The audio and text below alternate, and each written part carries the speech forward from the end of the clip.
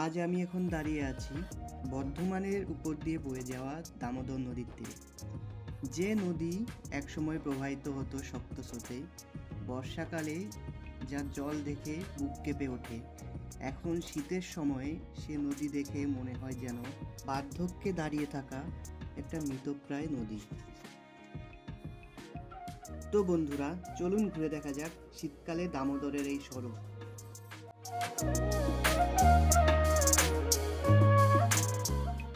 যেহেতু এখন শীতকাল, আর শীতকালে নদীর জল অনেকটাই কমে যায় এখানে, তো তার জন্য এখানে নদী পারাপারের জন্যে খেয়া বা নৌকো ব্যবহার না করে এখানে সাঁকো তৈরি করে দেওয়া হয়।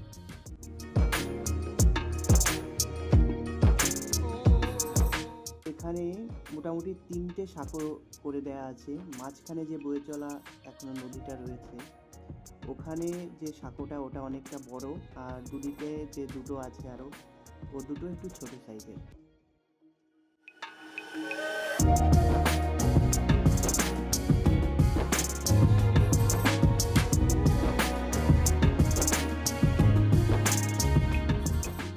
তো এই জল কমে যাওয়ার জন্যে এখানকার একটা অন্যতম জীবিকা হয়ে দাঁড়িয়েছে বালি তোলা।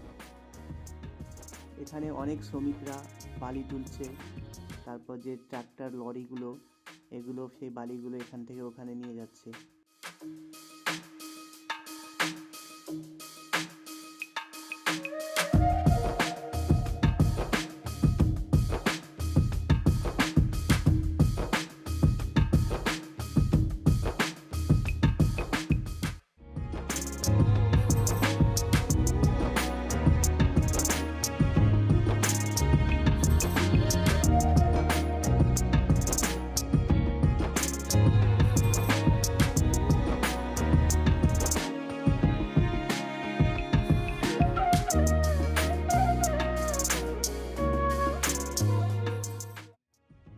সত্যি প্রকৃতির রূপ যে এত সুন্দর হতে পারে, সেটা গ্রাম বাংলা বা প্রকৃতির মাঝে না গেলে কোনোভাবেই বোঝা যাবে না।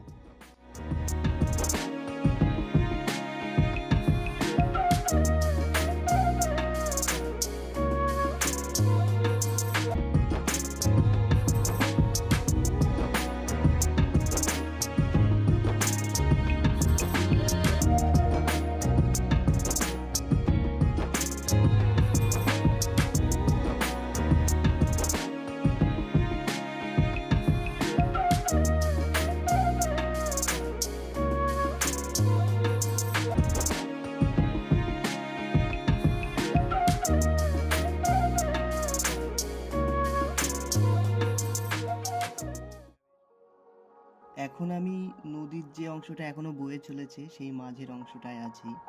তো এখান থেকেই মূলত বালি তোলা হয়, আর সাইডে বালিগুলো জমা করে রাখা হয়, ওখান থেকে পরে গাড়ি করে এদিক ওদিক নেওয়া হয়।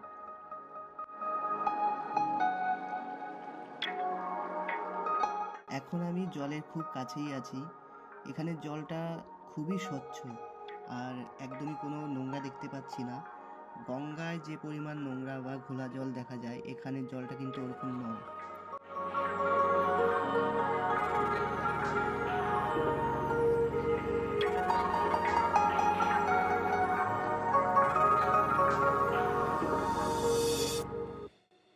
এখন আমি হেঁটে হেঁটে নদীর একদম মাঝ বরাবর যাচ্ছি। এখান থেকে তোমাদের চারিদিকে কেমন ভিউ সেটা দেখাবো।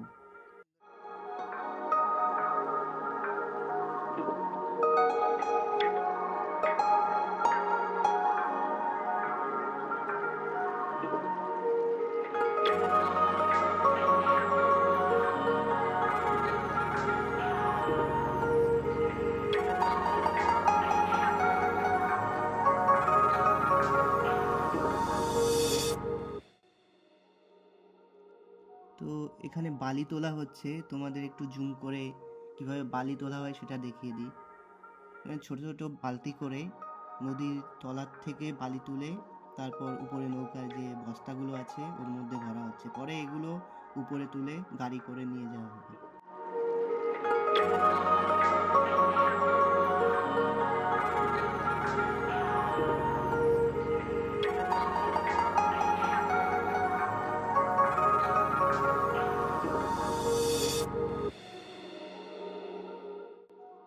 তোমাদের আগেই বলেছি এখানে জল খুবই স্বচ্ছ। এখানে দেখো যে জলের তলার যে মাটি সেটা উপর থেকে দেখা যাচ্ছে, তার মানে বোঝো জল কতটা পরিষ্কার। হাঁটতে হাঁটতে আমি একদমই নদীর এই পাড়ে চলে এসেছি। তো তোমাদের যদি আমার ভিডিওটা ভালো লেগে থাকে তবে অবশ্যই আমার চ্যানেলটি সাবস্ক্রাইব করে দিও।